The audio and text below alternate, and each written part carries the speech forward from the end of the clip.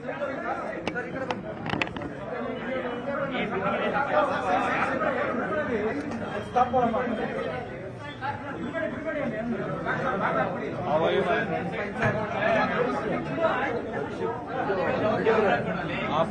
बात ही नहीं कर रहे हैं भाई से, बात ही नहीं कर रहे हैं मुझसे, भाव नहीं दे रहे हैं।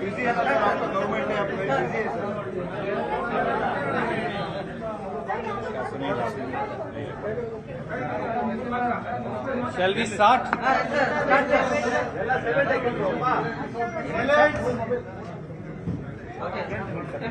Namaskar friends.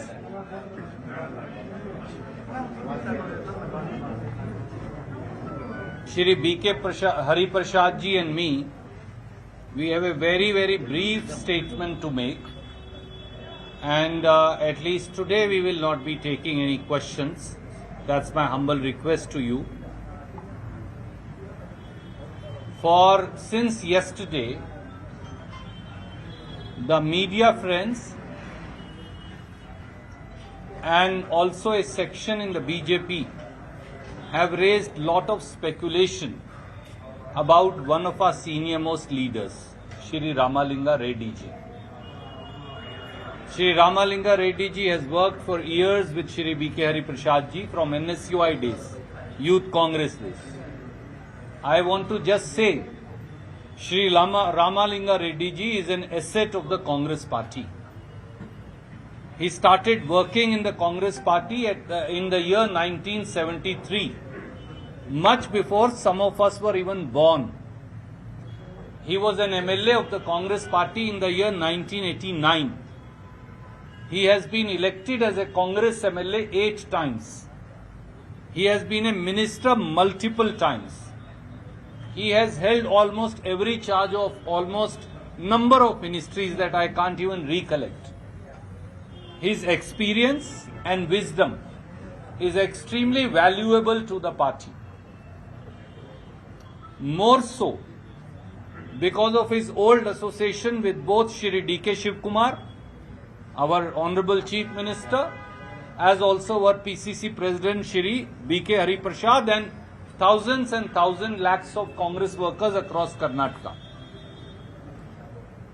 When you broke the news of his so-called resignation, Shri D.K. Shivkumar, Shri B.K. Hari Prasad, Shri Siddaramaiah and myself, we all spoke to him, all 4 of us.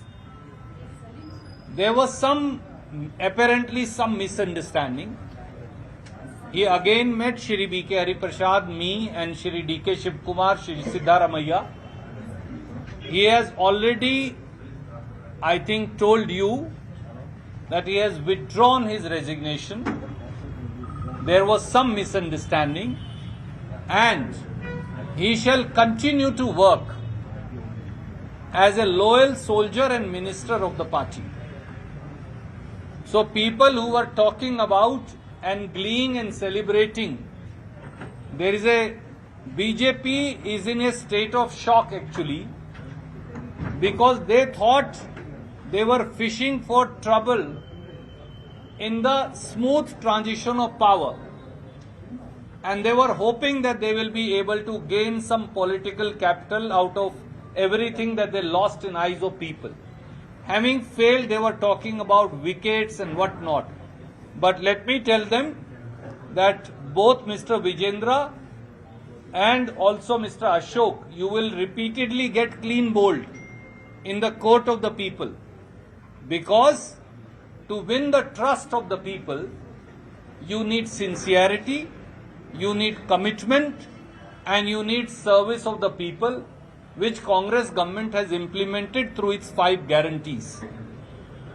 Crores and crores of people, over 400 crore free bus trips through Shakti, and now almost 2,000 crore more for free bus trip for all our students, our children.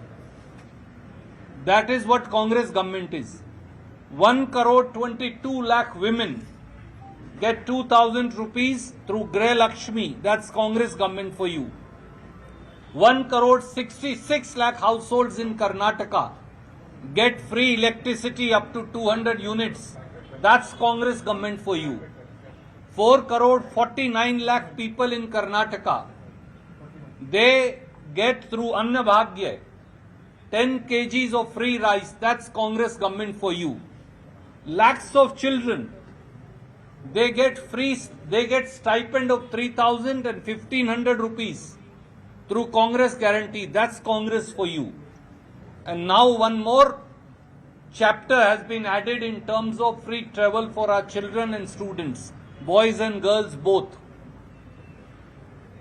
Unfortunately, the BJP is peeved with Congress guarantees. And every day, from Prime Minister to BJP leadership of Karnataka, when they are free from fighting among each other, their fratricidal war, then they keep attacking the Congress guarantees. These are not Congress guarantees alone. These are guarantees of crores of fellow Kannadigas. So we ask them that stop trying to take revenge from people of Karnataka by repeatedly attacking Congress guarantees, and all ministers have joined their duties. We wish them success. Shri B.K. Hari Prasad and all our other colleagues have filed their nomination both to Rajya Sabha and to Council today. Yesterday, Honorable Congress President in presence of Rahul Gandhi ji had filed his nomination. This is a new era of progress and development in Karnataka with blessings and leadership of both Shri D.K. Shivkumar as also Shri B.K. Hari Prasad and also our former Chief Minister Shri Siddharamaiah and all our Congress leaders. Thank you so much. Surjewala sir, 1 minute, sir. Surjewala sir. Sir, Mr. Surjewala sir. Hello.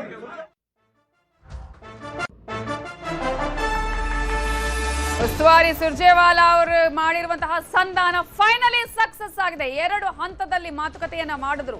ಈಗ ಸಚಿವರಾಗಿರುವ ರಾಮಲಿಂಗಾರೆಡ್ಡಿ ಅವರು ತಮ್ಮ ರಾಜೀನಾಮೆಯನ್ನ ಹಿಂಪಡೆದಿದ್ದಾರೆ. ಸಚಿವ ಸಂಪುಟದಲ್ಲಿ ರೆಡ್ಡಿ ಮುಂದುವರಿಯಲಿದ್ದಾರೆ ಅನ್ನುವ ಮಾತನ್ನ ಸುರ್ಜೇವಾಲಾ ಅವರು ಹೇಳಿದ್ದಾರೆ. ಈಗ ಉಸ್ತುವಾರಿ ಸುರ್ಜೇವಾಲಾ ಅವರು ಮಾತಾಡಿದ್ರು. ಈಗ 2ನೇ ಹಂತದಲ್ಲಿ ಮಾತುಕತೆಯನ್ನ ಮಾಡಿದ್ರು. 2 ಬಾರಿ ಮಾತುಕತೆ ಮಾಡುವಂತಹ ಸಂದರ್ಭದಲ್ಲಿ ಆ ಒಂದು ಮಾತುಕತೆ ಫೈನಲಿ ಸಕ್ಸಸ್ ಆಗಿದೆ. ರಾಮಲಿಂಗಾರೆಡ್ಡಿ ಅವರು ತಮ್ಮ ರಾಜೀನಾಮೆಯನ್ನು ವಾಪಸ್ ಪಡೆದಿದ್ದು ಸಚಿವ ಸಂಪುಟದಲ್ಲಿ ರೆಡ್ಡಿ ಅವರು ಮುಂದುವರಿಯಲಿದ್ದಾರೆ. ಈಗ ಒಂದ್ ಕಡೆ ಹೈಕಮಾಂಡ್ ಹೇಳಿತ್ತು ಅವ್ರಿಗೆ ಯಾರಿಗೆ ಬೇಡ ರಾಜೀನಾಮೆ ಕೊಡ್ತಾರೋ ಕೊಡ್ಲಿ ಅಂತ ಹೇಳಿ. ಆದ್ರೆ ಒಂದಂತೂ ಆತಂಕ ಇತ್ತು. ಹಿರಿಯ ನಾಯಕರು ಇವರು, ಬೆಂಗಳೂರಿನವರು ಕೂಡ GB ಎಲೆಕ್ಷನ್ ಬರುತ್ತೆ. ಇಂತಹ ಸಂದರ್ಭದಲ್ಲಿ ನಾವು ಖಡಾಖಂಡಿತವಾಗಿ ಯಾವುದೇ ತೀರ್ಮಾನ ತೆಗೆದುಕೊಳ್ಳೋದಕ್ಕೆ ಆಗಲ್ಲ ಅನ್ನುವಂತಹ ವಿಚಾರ ಕೂಡ ಗೊತ್ತಿತ್ತು. ಸೊ ಅದಕ್ಕಾಗಿ ನಿರಂತರವಾದ ಪ್ರಯತ್ನಗಳಾಗಿದೆ. ಸಭೆಗಳ ಮೇಲೆ ಸಭೆಗಳನ್ನ ಮಾಡಿದ್ರು, ಕರೆಸ್ಕೊಂಡು ಮಾತಾಡಿದ್ರು. D.K. ಶಿವಕುಮಾರ್, ಹರಿಪ್ರಸಾದ್ ಅವರ ನೇತೃತ್ವದಲ್ಲಿ ಪಕ್ಷ ಮುನ್ನಡೆಯಲಿದೆ ಅಂತ ಉಸ್ತುವಾರಿ ರಣದೀಪ್ ಸುರ್ಜೇವಾಲಾ ಅವರು ಹೇಳಿಕೆಯನ್ನ ಕೊಟ್ಟಿದ್ದಾರೆ. ಈಗಾಗಲೇ ನಿನ್ನೆ ಮೊನ್ನೆಯಿಂದ ಆದಂತಹ ಬೆಳವಣಿಗೆಗಳು ಯಾರು ಅದನ್ನ ಸೃಷ್ಟಿ ಮಾಡಿದ್ದಲ್ಲ. ಸುರ್ಜೇವಾಲಾ ಅವರು ಹೇಳ್ತಾ ಇದ್ರು, ಅವರಿವರ ಮೇಲೆ ಆರೋಪ ಮಾಡ್ತಾ ಇದ್ರು, ನೀವು ಮೀಡಿಯಾದಲ್ಲಿ ಹಂಗೆ ತೋರಿಸಿದ್ರಿ, ಜೊತೆಗೆ ಬಿಜೆಪಿ ಅವರ ಮೇಲೆ ಆರೋಪ ಮಾಡಿದ್ರು. ಆದ್ರೆ ಅಲ್ಲೇ ಆಗಿದ್ದು ನೇರವಾಗಿ ಖುದ್ದು ರಾಮಲಿಂಗಾರೆಡ್ಡಿ ಅವರೇ ಮಾಧ್ಯಮದ ಜೊತೆ ಮಾತಾಡಿದ್ದಾರೆ. ನ್ಯೂಸ್ 18 ಅವ್ರ ಜೊತೆ ಕೂಡ ಮಾತನಾಡಿದ ಸಂದರ್ಭದಲ್ಲಿ ಹೇಳಿದ್ದಾರೆ ಈ ವಿಚಾರಗಳನ್ನ.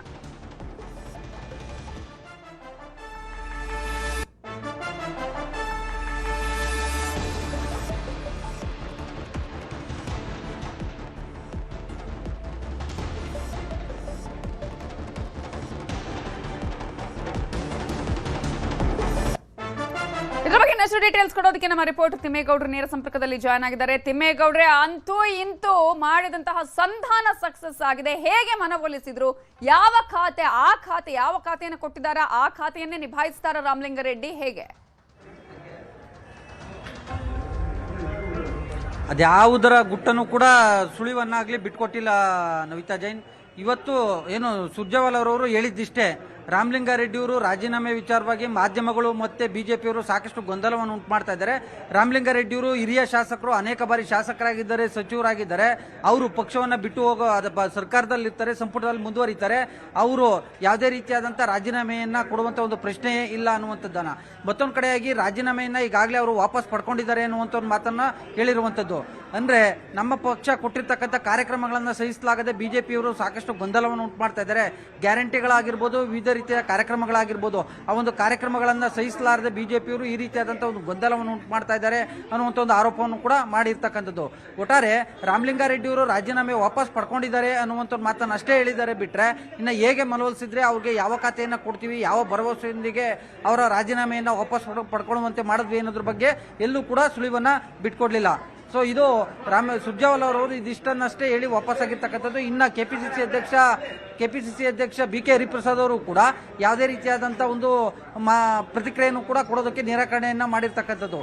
ಒಟ್ಟಾರೆ ಹೇಳ್ಬೇಕು ಅಂದ್ರೆ ಇದೀಗ ರಾಮಲಿಂಗಾರೆಡ್ಡಿಯವ್ರನ್ನ ಯಾವ ಭರವಸೆಯೊಂದಿಗೆ ರಾಜೀನಾಮೆಯನ್ನು ವಾಪಸ್ ಪಡ್ಕೊಳ್ಳುವಂತೆ ರಾಜ್ಯ ನಾಯಕರು ಮತ್ತು ರಾಷ್ಟ್ರೀಯ ನಾಯಕರು ನೋಡ್ಕೊಂಡಿದ್ದಾರೆ ಅನ್ನುವಂಥದ್ದು ಒಂದು ಕುತೂಹಲ. ಆದರೆ ಮತ್ತೊಂದು ಕಡೆಯಾಗಿ ಅವರು ಜಲಸಂಪನ್ಮೂಲ ಖಾತೆಯಲ್ಲಿ ಏನಾದರೂ ಮುಂದುವರಿತಾರಾ, ಅಥವಾ ಈಗಾಗಲೇ ಚರ್ಚೆ ಆಗ್ತಾ ಇರುವಂತೆ ವಸತಿ ಖಾತೆಯೊಂದಿಗೆ ಮುಜರಾಯಿ ಖಾತೆಯನ್ನು ಪಡ್ಕೊಳ್ಳೋದ್ರ ಮುಖಾಂತರ, ಖಾತೆ ಬದಲಾವಣೆ ಮಾಡ್ಕೊಳ್ಳೋದ್ರ ಮುಖಾಂತರ ಅವರು ಸರ್ಕಾರದಲ್ಲಿ ಸಚಿವ ಸಂಪುಟದಲ್ಲಿ ಮುಂದುವರಿತಾರ ಅನ್ನುವಂಥ ಒಂದು ಕುತೂಹಲವು ಕೂಡ ಮನೆ ಮಾಡಿರ್ತಕ್ಕಂಥದ್ದು.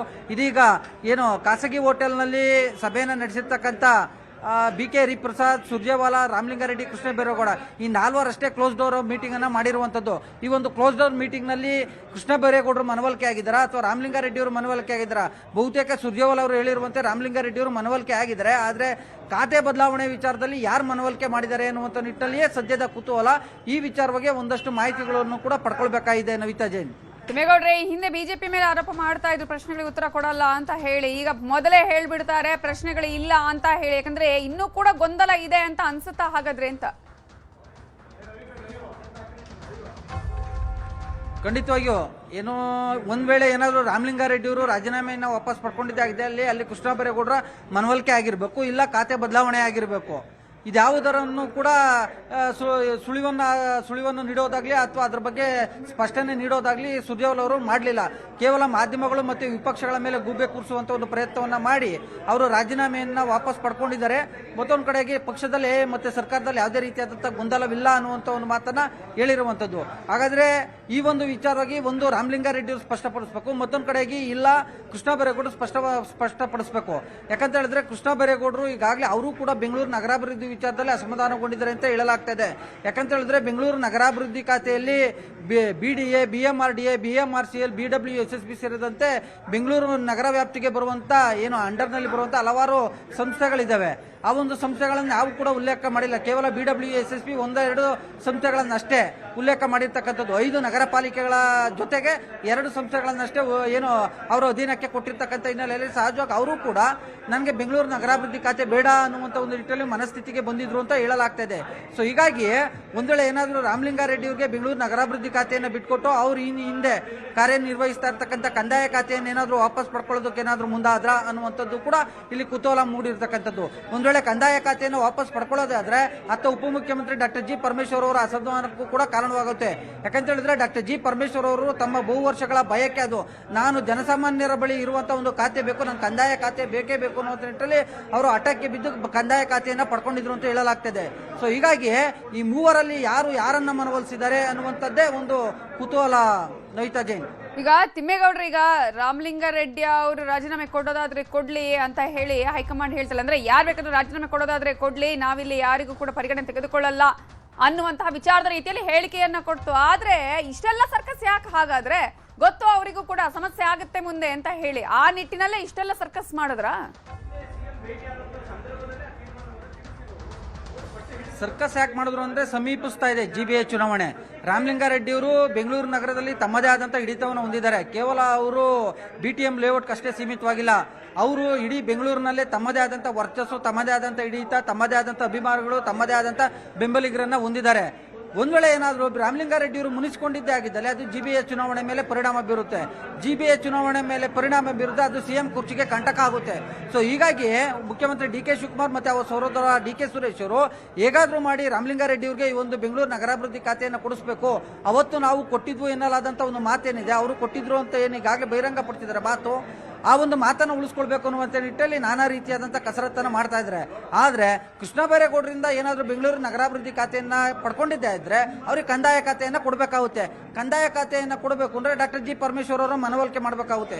ಇದು ಎಲ್ಲ ಒಂದು ಕಡೆಗೆ ಹೈಕಮಾಂಡ್ ಸೇರಿದಂತೆ ಮುಖ್ಯಮಂತ್ರಿ ಡಿ.ಕೆ. ಶಿವಕುಮಾರ್ ಮತ್ತು ರಾಜ್ಯ ನಾಯಕರಿಗೂ ಕೂಡ ಒಂದು ರೀತಿ ತಲೆಬಿಸಿ.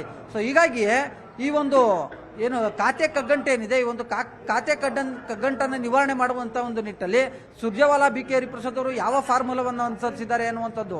ಮತ್ತೊಂದು ಕಡೆಯಾಗಿ ಕೃಷ್ಣ ಬೈರೇಗೌಡರು ಏನಾದರೂ ಮನವೊಲಿಕೆ ಆಗಿದ್ದಾರಾ ಅಥವಾ ರಾಮಲಿಂಗಾರೆಡ್ಡಿಯವರು ಖಾತೆ ಬದಲಾವಣೆ ಮಾಡ್ಕೊಳ್ಳೋದಕ್ಕೆ ಒಪ್ಕೊಂಡು ವಸತಿ ಖಾತೆ ಅಥವಾ ಏನು ಮುಜರಾಯಿ ಖಾತೆ ಸಂಪರ್ಕದಲ್ಲಿ ತಿಮ್ಮೇಗೌಡ್ರೆ ಮಾಹಿತಿಯನ್ನು ಪಡ್ಕೊಳ್ತೀನಿ. ಖಾತೆ ಬದಲಾವಣೆಗೆ ಒಪ್ಪಿದ್ರ ರಾಮಲಿಂಗಾರೆಡ್ಡಿ, 2 ಖಾತೆಗೆ ಒಪ್ಪಿದ್ರ ಸಚಿವ ರಾಮಲಿಂಗಾರೆಡ್ಡಿ ಅವರು ಅನ್ನೋ ಪ್ರಶ್ನೆ. ಕ್ಲಾರಿಟಿ ಅಂತೂ ಇಲ್ಲ. ಕಾರಣ ಸುರ್ಜೇವಾಲಾ ಅವರು ಅವ್ರಿಗೆ ಏನು ಬಾಯ್ಪಾಠ ಅಲ್ಲಿ ಹೇಳಬೇಕಾಗಿತ್ತು, ಪಾಠ ಒಪ್ಪಿಸಬೇಕಾಗಿತ್ತು, ಒಪ್ಪಿಸಿದ್ದಾರೆ. ಅಲ್ಲಿ ಆ ಪಾಠವನ್ನ ಒಪ್ಪಿಸಿದ ಮೇಲೆ ಹೋಗಿದ್ದಾರೆ, ಪ್ರಶ್ನೆ ಇಲ್ಲ ಅಂತ ಹೇಳಿದ್ದಾರೆ. ಅಟ್ಲೀಸ್ಟ್ ಕ್ಲಾರಿಟಿ ಕೊಡಬೇಕಲ್ಲ, ಏನಾಯ್ತು, ಹೇಗಾಯ್ತು, ಯಾರು ಯಾವ ಖಾತೆಗೆ ಅವರು ಒಪ್ಕೊಂಡ್ರಾ ಇಲ್ವಾ ಅನ್ನೋದು ಯಾವ್ದ್ರ ಕ್ಲಾರಿಟಿ ಕೂಡ ಇಲ್ಲ. ಬೆಂಗಳೂರು ಖಾತೆಯ ಪಟ್ಟನ್ನ ಹಾಗಾದ್ರೆ ರೆಡ್ಡಿ ಸಡಿಲಿಸಿದ್ರ, ಆಯ್ತು ಅದನ್ನಾದ್ರೂ ಹೇಳಬೇಕಾಗಿತ್ತಲ್ಲ ಸುರ್ಜೇವಾಲಾ ಅವರು. ಇಲ್ಲ ಅವರು ಒಪ್ಕೊಂಡಿದ್ದಾರೆ, ಅವ್ರಿಗೆ ನಾವು ಏನ್ ಖಾತೆ ಕೊಟ್ಟಿದೀವಿ ಅದಕ್ಕೆ ಒಪ್ಕೊಂಡಿದ್ದಾರೆ, ಅಥವಾ ಬೇರೆ ಖಾತೆ ಕೊಟ್ಟಿದೀವಿ ಅದಕ್ಕೆ ಒಪ್ಕೊಂಡಿದ್ದಾರೆ, ಮನವೊಲಿಕೆ ಆಗಿದೆ. ಯಾವುದ್ರ ಬಗ್ಗೆನೂ ಕ್ಲಾರಿಟಿ ಇಲ್ಲ. ರಾಜೀನಾಮೆ ವಾಪಸ್ ಅಂದಷ್ಟೇ ಹೇಳಿದ್ದಾರೆ ಸುರ್ಜೇವಾಲಾ. ಸಚಿವ ರಾಮಲಿಂಗಾರೆಡ್ಡಿ ನಡೆ ಇನ್ನೂ ಕೂಡ ನಿಗೂಢ ಆಗಿದೆ. ರಾಮಲಿಂಗಾರೆಡ್ಡಿಗೆ ಯಾವ ಖಾತೆ ಫೈನಲ್ ಅನ್ನುವ ಪ್ರಶ್ನೆಗೆ ಉತ್ತರ ಮಾತ್ರ ಇಲ್ಲ. ಇದರ ಬಗ್ಗೆ ಮತ್ತಷ್ಟು ಡೀಟೇಲ್ಸ್ ಕೊಡೋದಕ್ಕೆ ತಿಮ್ಮೇಗೌಡರು ನೇರ ಸಂಪರ್ಕದಲ್ಲಿದ್ದಾರೆ. ತಿಮ್ಮೇಗೌಡ್ರೆ, ಸುರ್ಜೇವಾಲಾ ಅವರು ತಾವು ಏನ್ ಹೇಳಬೇಕಾಗಿತ್ತೋ ಹೇಳಿದ್ದಾರೆ, ಗೊಂದಲ ಇಲ್ಲ ಅಂತ ಹೇಳಿದ್ದಾರೆ. ಆದ್ರೆ ಈಗಲೇ ನೂರಾರು ಪ್ರಶ್ನೆಗಳು ಇದೆಯಲ್ಲ ಇಲ್ಲಿ. ರಾಮಲಿಂಗಾರೆಡ್ಡಿ ಅವರು ನಿಜವಾದ ಮನವೊಲಿಕೆ ಆಗಿದೆಯಾ? ರಾಮಲಿಂಗಾರೆಡ್ಡಿ ಅವರು ಇದಕ್ಕೆ ಅಲ್ಲಿ ಇದ್ರಾ? ಅವ್ರೇನಾದ್ರೂ ಅದಕ್ಕೆ ರಿಯಾಕ್ಟ್ ಮಾಡಿದ್ರಾ? ಇಲ್ಲ ನಾನು ಒಪ್ಕೊಂಡಿದ್ದೀನಿ ಅಂತ ಹೇಳಿದಾರಾ? ಅಥವಾ ಇದು ಇನ್ನೂ ಕೂಡ ಹಾಗೆ ಮುಂದುವರಿಯೋ ಚಾನ್ಸಸ್ ಕಾಣಿಸುತ್ತಾ?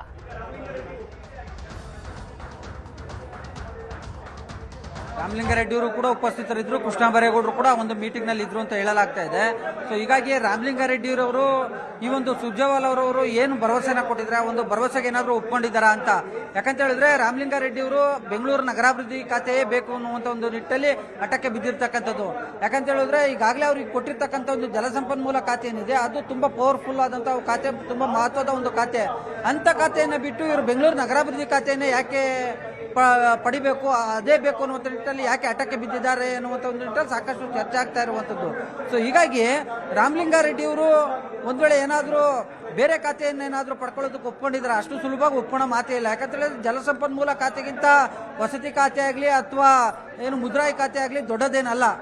ಆಗಿದ್ರೆ ಯಾವ ಎರಡು ಖಾತೆಗಳಿಗೆ ಈ ಒಂದು ಜಲಸಂಪನ್ಮೂಲ ಖಾತೆ ಸಮವಾಗಿರ್ತಕ್ಕಂಥದ್ದು. ಸೊ ಹೀಗಾಗಿ ಈ ಒಂದು 2 ಖಾತೆಗಳಿಗೆ ಏನಾದರೂ 2 ಖಾತೆಗಳ ಆಫರ್ಗೆ ಏನಾದರೂ ಒಪ್ಕೊಂಡಿದ್ದಾರಾ ಅಥವಾ ಸುರ್ಜೇವಾಲಾ ಅವರವರು ಏನು ರಾಹುಲ್ ಗಾಂಧಿ ಅವ್ರ ಜೊತೆ ಏನಾದರೂ ಮಾತನಾಡಿ ನಿಮಗೆ ಇವತ್ತು ಸಂಜೆ ಅಥವಾ ನಾಳೆ ಒಳಗಾಗಿ ಏನಾದರೂ ಖಾತೆ ಬದಲಾವಣೆ ಏನಾದರೂ ಮಾಡ್ಕೊಡೋದಕ್ಕೆ ಮುಂದಾಗ್ತೀವಿ ಅನ್ನುವಂಥ ಒಂದು ಭರವಸೆನ ಏನಾದರೂ ಕೊಟ್ಟಿರೋದ್ರಿಂದ ಏನಾದರೂ ರಾಜೀನಾಮೆಯನ್ನು ವಾಪಸ್ ಪಡ್ಕೊಂಡಿದ್ದಾರಾ ಅಥವಾ ಯಥಾಸ್ಥಿತಿ ಜಲಸಂಪನ್ಮೂಲ ಖಾತೆಯಲ್ಲೇ ಮುಂದುವರಿತೀವಿ ಅಥವಾ ಮುಂದಿನ ದಿನಗಳಲ್ಲಿ ನಿಮ್ಮ ಪುತ್ರಿಗೆ ಏನಾದರೂ ಬೇರೆ ಅವಕಾಶವನ್ನು ಮಾಡಿಕೊಡ್ತೀವಿ ಅನ್ನುವಂಥ ನಿಟ್ಟಲ್ಲಿ ಏನೋ ಭರವಸೆನ ಏನಾದರೂ ಕೊಟ್ಟಿದ್ದೀರಾ? ಹೀಗೆ ನಾನಾ ರೀತಿಯಾದಂಥ ವ್ಯಾಖ್ಯಾನಗಳು, ನಾನಾ ರೀತಿಯಾದಂಥ ಕುತೂಹಲಗಳು ಕೂಡ ಮನೆ ಮಾಡಿರ್ತಕ್ಕಂಥದ್ದು. ಒಟ್ಟಾರೆ ಸುರ್ಜೇವಾಲಾ ಮತ್ತು ಹೈಕಮಾಂಡ್ ನಾಯಕರುಗಳು ಯಾವ ಭರವಸೆಯನ್ನು ಕೊಟ್ಟು ರಾಮಲಿಂಗಾರೆಡ್ಡಿ ರಾಜೀನಾಮೆಯನ್ನು ವಾಪಸ್ ತೆಗೆಸಿದ್ದಾರೆ ಎನ್ನುವಂಥದ್ದೇ ಒಂದು ಕುತೂಹಲ. ನವಿತಾ ಜೈನ್. ಥ್ಯಾಂಕ್ ಯು ತಿಮ್ಮೇಗೌಡ್ರೆ ಡೀಟೇಲ್ಸ್ಗೆ. B.K. Hariprasad, Shri Siddaramaiah and myself, we all spoke to him, all 4 of us. There was apparently some misunderstanding. He again met Shri B.K. Hariprasad, me and Shri D.K. Shivkumar, Shri Siddaramaiah. He has already, I think, told you that he has withdrawn his resignation. There was some misunderstanding and he shall continue to work as a loyal soldier and minister of the party. B.K. Hariprasad